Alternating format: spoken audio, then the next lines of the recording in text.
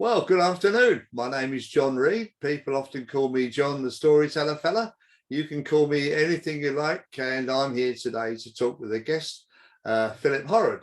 Now, Philip is featured in this magazine for which if I can get it right anyway, for which I am carrying out this podcast.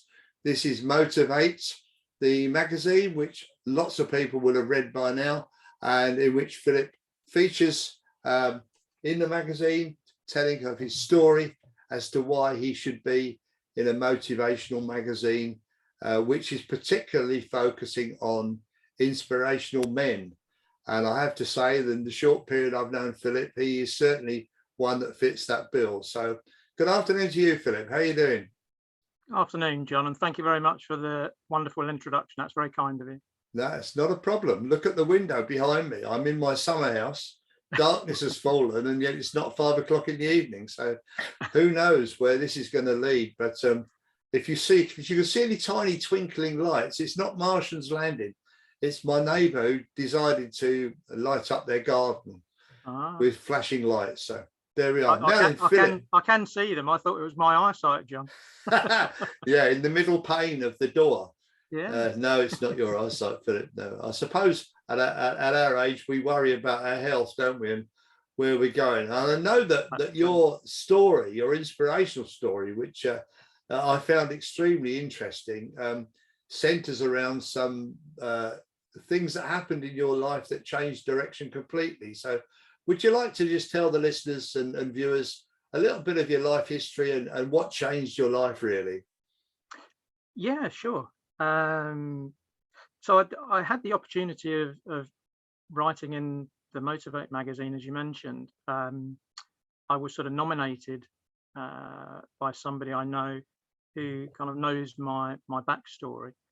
I won't bore you with going way back, but I had a bit of a strange childhood that meant that my dad, when I was a teenager, was forced into bankruptcy. Okay. So we kind of lost our house. We lost pretty much everything. And I guess I'd never really thought about it until I was much later in life. But it obviously had a really profound effect on me, as well as obviously the rest of the family. And I don't think I realized it at the time. Obviously, it was very distressing at the time, lots of disruption, lots of upset, etc. Years later, I had decided to study business and finance at university. Studied that, came out, and I qualified as what they call a management accountant in industry. And I'd always had sort of I suppose these days you would call it a Victorian work ethic. My grandparents were tailors, so they worked for themselves and worked weekends and various other times. My other grandparents worked for themselves. They worked in a sort of manufacturing, small business, family business capacity. So the sort of work ethic was always there to, I suppose, work hard, work whatever hours you needed and stuff. I hadn't realized how much I had that as an impact on me as a child, but then overlaid with my dad's bankruptcy, had sort of sowed a seed in me that I hadn't really realized at the time. And so my working career, I worked in finance and did lots of projects for a number of years. And then I worked in recruitment, which is particularly fast moving, very stressful, enjoyable if you like that sort of environment. And I sort of thrived in that working environment for quite a long time, because it demands that you are working in the evenings, you're very fast-paced multitasking. But I hadn't recognized, I suppose, the long-term implications of what I was doing. And I guess in the back of my mind, I had always felt that I wanted to be financially secure, not a millionaire. I don't need to be a millionaire, but just financially secure. And we have 2 children. So at the point in time that we had the children, obviously you lose some joint income and stuff. And I put my foot down even harder, really, I suppose, to make up for that. Keep paying the mortgage as we do. And after a number of years, I got to a stage where it wasn't kind of motivational anymore to do what I was doing. I recognized that I was missing a lot of the time with the children as I was growing up. I recognized that I seemed to be getting ill, just with coughs and colds and things like that, which I'd never been before. Always been, thankfully, as fit as a butcher's dog, as my granddad used to say. Yes. And I got headhunted by a company and decided I would move. And it was probably the worst thing I could possibly have done, because it was kind of like out of the frying pan and into the fire. And there was a whole stack of things that happened, including a redundancy that took out my team of 15 down to about 3 of us. And I was one of the so-called lucky 3 that was left. But no work went. It was all sort of just pressure. Yeah. And cutting a very long story short, I ended up just one day getting up in the morning, getting ready for work to catch a train as normal, and just all of a sudden felt, massive pressure. My arms went like they were sort of lead weights. My wife's a nurse and sat me down in a chair, and obviously we thought I was having a heart attack. So paramedics arrived, carted me off to hospital, and it wasn't actually a heart attack I was having. It was a major panic attack, which I'd never had before in my life. And as a consequence of that, I was released from hospital from a physical point of view, but I hadn't realized that what had happened is, from a stress perspective, I'd just completely fallen over. It was like I'd hit a brick wall completely. It was like my head had exploded. And I wasn't hospitalized from a physical point of view, but I was hospitalized from a mental health point of view. I was asked to attend like a mental health day unit. Yeah. And in theory, I should have got better, but I was actually getting worse. Okay. And I then spent a long time under the auspices of the Mental Health Authority, and found that I couldn't go back to work. I had just sort of exploded myself, imploded, I guess you'd call it, and ended up becoming a stay-at-home dad. Well, don't apologise for that, Philip, because I think that's a wonderful job function. And I'm a stay-at-home granddad many times, although not really. Best job. What you've said is a really fascinating and interesting thing for me to hear, because the number one thing that comes out of it is men talking about their health, be it mental or physical. Yeah. I go into groups of men in prison, as you probably know, and talk about prostate cancer. And they look at me as if I'm knifing them, as if I'm creating such a furore of trouble. Why are you bringing that up? And mental health is the same, isn't it? It is. Until recent years, you probably wouldn't have made the statement you've just made. No, I think you're right, John. And I think you're right the same about prostate cancer. It's something that, I think us fellas are our own worst enemy, really. And I've certainly been my own worst enemy. Despite being married to a nurse, I would always be the last one to put my hand up and say I needed some help, or be the last one to put my hand up and say I need to go and see the doctor. Yeah. And I think we've probably all been detrimented by that in the past, as a sort of a male philosophy, almost like an approach to our health. It's always been the ladies who've been the ones who've looked after themselves and tried to look after the husbands and get us to the doctors. Yeah. I'm hoping that today, particularly after the pandemic, I have to say, one of the things that I think has been, nobody would have wanted there to have been a pandemic at all. But if there's any positives that have come out of it, I really strongly believe that one of them is that people seem more open now, both men and women and children, which is important, are more willing to sort of be open and talk about both mental health, about other aspects of physical health as well. Mm-hmm. I think the other thing that's happened is over a period of time, you've had quite a number of celebrities, for instance, even royalty, who have been their authentic selves rather than just sort of putting a facade in front of them, Yeah. and acting as if, you know, they have the most perfect life and nothing ever goes wrong. And I think that's not the real certainly world, is it? no. And I kind of think, you know, we've got 2 teenage children these days, and we're very conscious of how social media plays an impact on that as well. Yeah.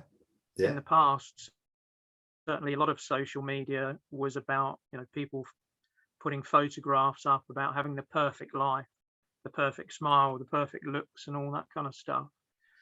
And I think certainly that's been to the detriment of both adults, but more so children, I think, and teenagers, where they've been given this sort of false impression of how they need to be. I think you're right. Yeah, which has sadly sort of led a lot of them to think less of themselves, which has also had a huge impact on, you know, mental health for children, for teenagers, for young adults. That climate, I hope, as a consequence possibly of the pandemic, is slightly changing now. I've noticed when we keep a watching eye on what our kids are doing, you can see different things that are there. So I'm hoping very much that we're entering like a new era where people recognize they can talk about, you know, these issues without fear of, you know, stigma or shame or embarrassment. I hope so too, Philip, but I fear they don't. I fear that time, you know, in 50 years' time, when we're pushing up the daisies, people will look back at it and go, God, you were naive if you thought it was going to change.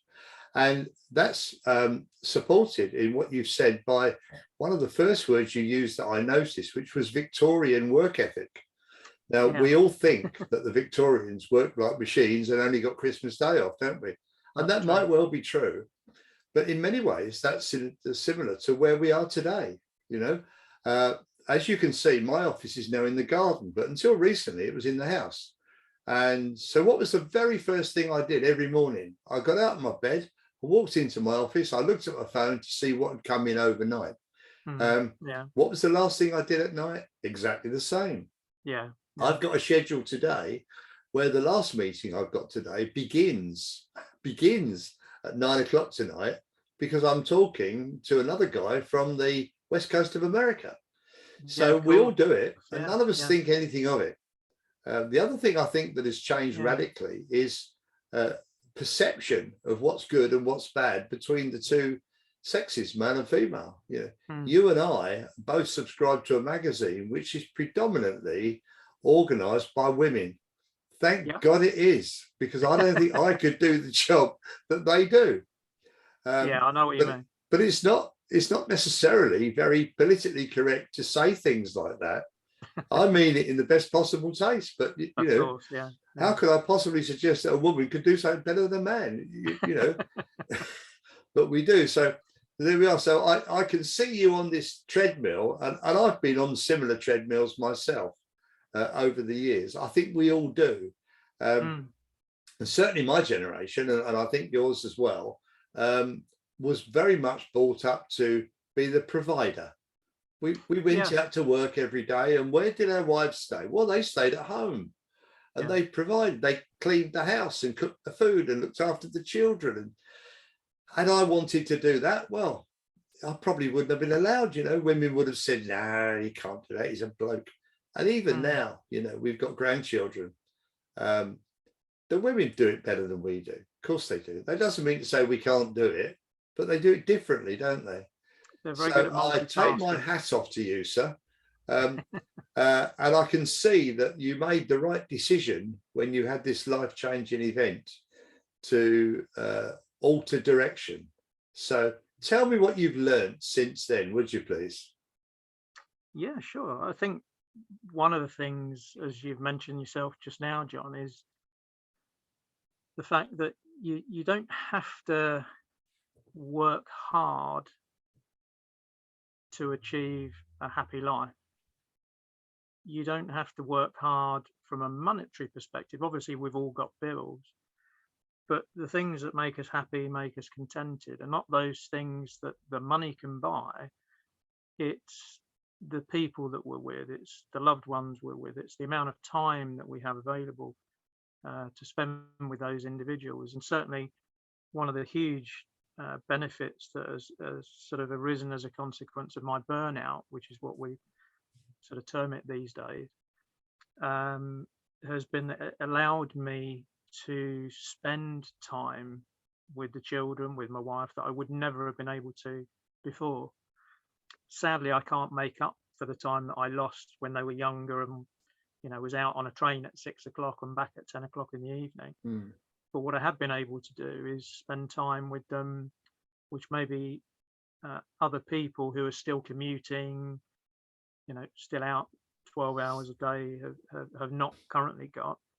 Certainly, again, coming back to the pandemic, I think one of the things that I've learned is that aspect of ensuring that you have a decent work-life balance. Yeah. And it doesn't mean that they have to be 50-50. It just means that you have to have the right balance in each of those sort of buckets of life, as it were. You know, there are a lot of people who are single, for instance, who want to have their balance more focused on their career, which I can completely understand, and that's what I did too. I think that the other thing that my experience taught me is about the importance of being resilient and the importance of sort of when something knocks you down, no matter how much, you know, how hard it is or how difficult and how far you've fallen, it's just really important to get to a stage where you can pick yourself up again. And the biggest lesson I think I learned was from somebody who, from a very early age, I lost my mum when I was about 11 or 12. My dad worked abroad. So actually I was fairly independent right the way through my childhood and as an adult, and thought that I could cope by myself. That's been something that was always there. And the biggest lesson I think I've learned is that thing about reaching out for help. Yep. And about knocking down that wall that seems to be there for a lot of us, that if you ask for help, it's a weakness.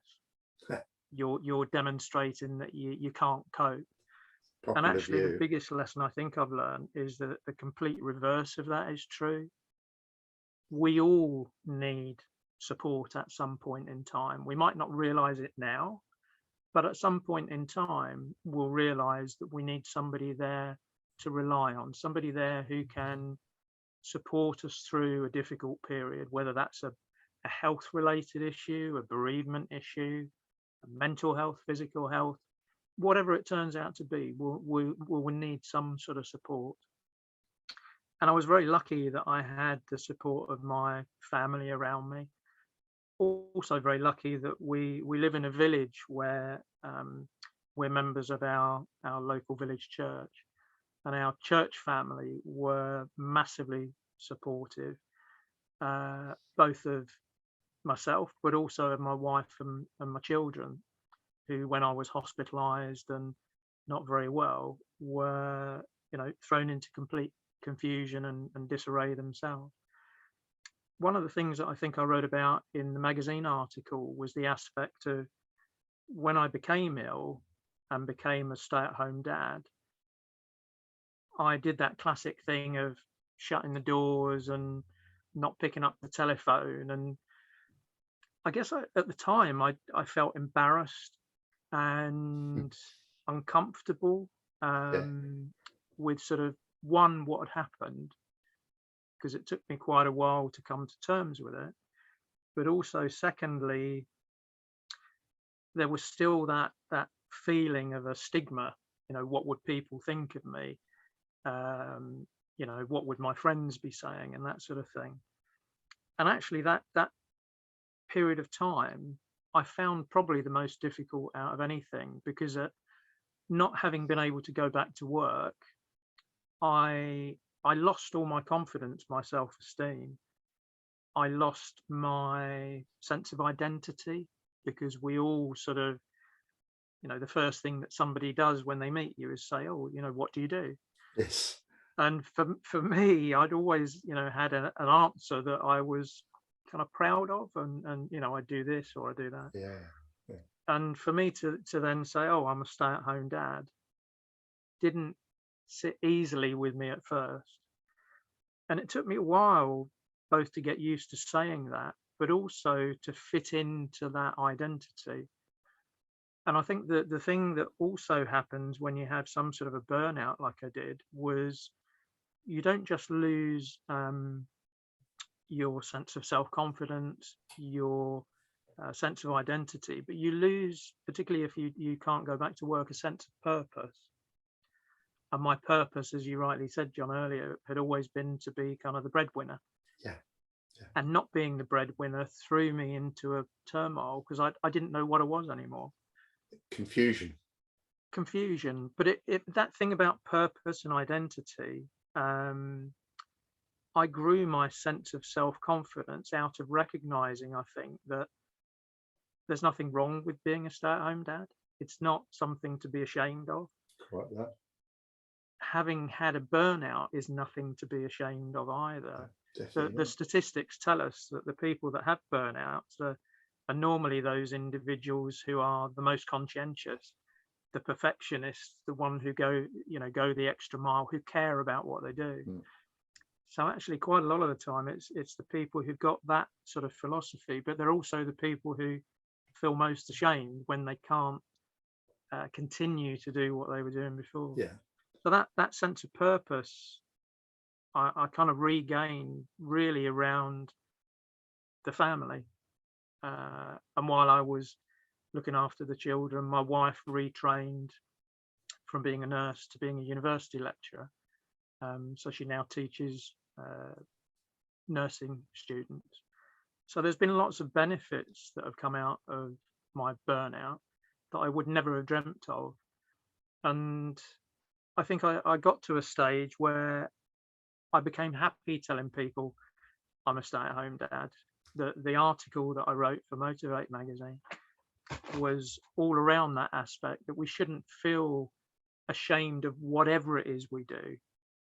Definitely whether not. it's that you're, whatever your job is or whatever your role in life, we should be comfortable enough to talk to people about it and not have any feelings of being embarrassed or ashamed about it. Yeah. Now I have a question for you. I'm going to tell you the question, and then I'm going to tell you my answer, and then I want your answer, please. All right. So sure. I'm going to ask you, what has made you the happiest in the last 7 days? Now I can tell you what's made me the happiest in my last 7 days, because during that time I've spent a day in prison with prisoners. I have a man in prison that I've been working with for the last couple of months, who is ex-army. He is a man who suffers with alcohol abuse, and when he is under the influence of alcohol, he would fight anybody. When he is not under the influence of alcohol, he's the nicest man you could ever wish to meet. He tells me that I am responsible for encouraging him to write poetry. And as a thank you to me, he wrote a poem which said, the title was, "Thank you, John." This made me so happy. This made me realize that if he was the only man in that whole prison that I have altered their aspects of life, then I've achieved something. So it's the achievement. And he's due for release in March. And I've offered him a challenge because I'm looking for people at the moment who will do a bit of abseiling. Enough said. But he would jump at it. I mean, he's abseiled out of helicopters in Afghanistan, so he'll think nothing of the challenge I'm going to give him. But it's given him a purpose, and it's given him play. Now that made me on Tuesday, last Tuesday, the happiest man alive, really. Well, I say 7 days, that's 8, I suppose, isn't it? So it's not money that's making me happy. It's not family life, although I'm quite happily married and have been for the last 38 years. It's not my children. It's got nothing to do with anything like that. This one event made me very happy when it happened. And I wonder if you've got a happy event in the last 7 or 8 days that you can recall for our listeners. Yeah, I do, John. Not as inspirational as yours, I hasten to add, because that really is a major achievement when you've impacted somebody's life, and particularly somebody who's obviously been disadvantaged and ended up in prison.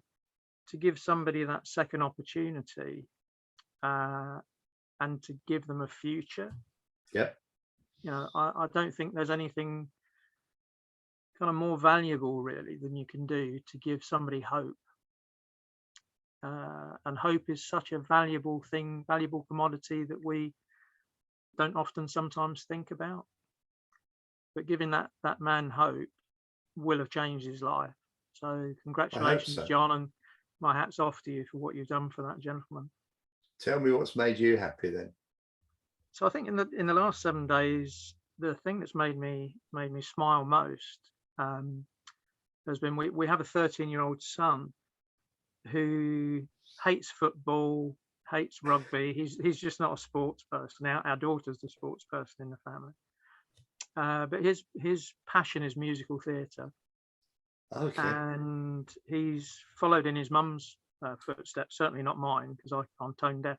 But he has a beautiful voice. Lovely. And has been lucky enough to go into a number of different shows in musical theatre where he's sung. And about 18 months ago, before the pandemic it was even a thing, they have an annual competition, a singing competition for musical theatre lovers. And so we entered him and he got through various different heats. And then during one of the periods where we weren't in lockdown, they had like semi-finals that he got through. And this weekend on Sunday was the finals. So he and 14 other sort of teenagers around the same age, in fact he was the youngest, got together in Charing Cross Theatre, which is a lovely, fairly small theatre, but a lovely theatre. And they all got to get on a West End stage, sing their heart out and enjoy themselves in front of a quite a big audience, actually.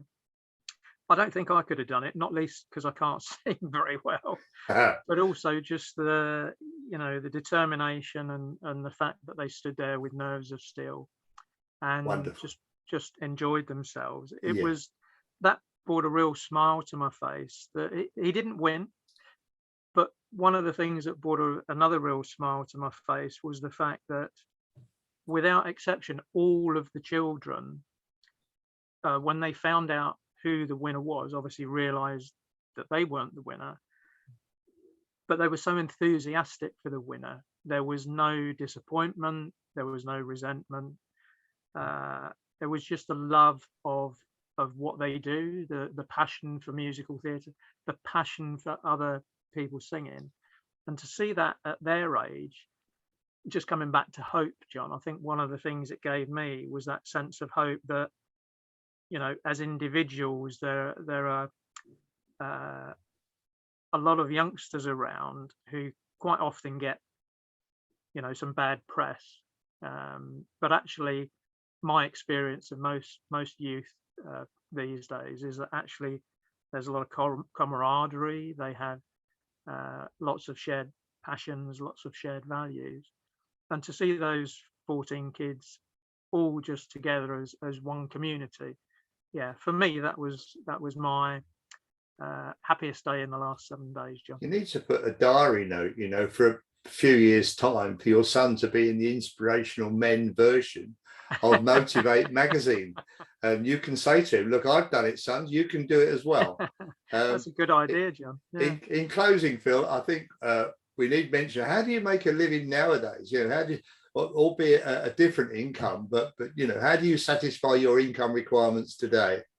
So I retrained as a coach, having seen my wife trained as a coach actually with the NHS, but I know a lot of coaches through my background.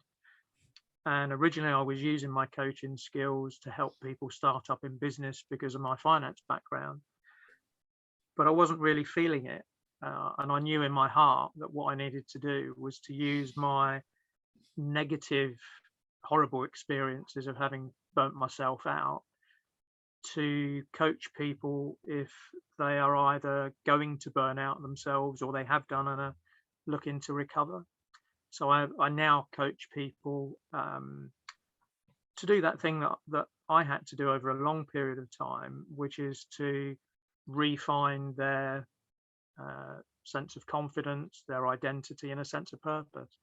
And I'm also looking at working with companies to help the companies to get their employees to avoid burnout in the first place. Good plan. So yeah, that's And what do you have a helps pay the website mortgage. do you have a website where people can get in contact? Yeah. So my Shout it out there. business and my work website is called Work Life 180. So it's just Okay. those two words, Work Life 180. And the idea behind that is that the sort of 180 is like instead of a 360 degrees, it's a 180 degrees. It's, turning it in the right direction. Must be wonderful, satisfying, and you're enjoying life, and that's all that matters really at the end of the day. You know, as it says on my wall, don't take life too seriously. Nobody gets out alive anyway, and it's very true. I saw that earlier. I was going to mention that to you. I think it's a fantastic thing you got on the wall there, John. So look, I'm so grateful for your time today. I've really enjoyed this conversation.